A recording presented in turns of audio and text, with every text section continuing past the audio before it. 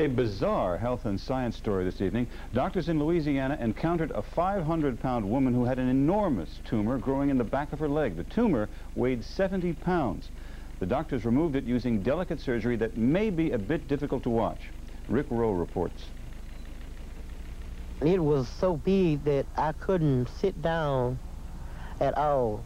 Thelma Brooks is describing this, a 70-pound tumor growing on the back of her leg. Unable to walk, to lay on her back, or even sit in a chair, Thelma Brooks finally went to the LSU Medical Center to have the growth removed.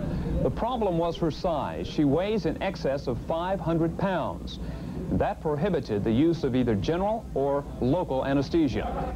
Dr. Ron Nathan, an expert in the field of hypnosis, was called in. He, in turn, called in Dr. Ronald Gable, another local expert. Finally, they felt they were ready. With both Dr. Nathan and Dr. Gable feeding her hypnotic suggestions, the surgeons began to remove the tumor.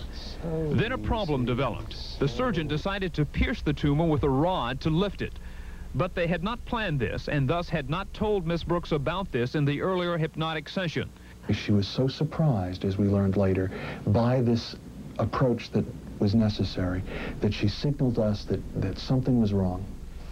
Both doctors agree this was the most dangerous portion of the operation.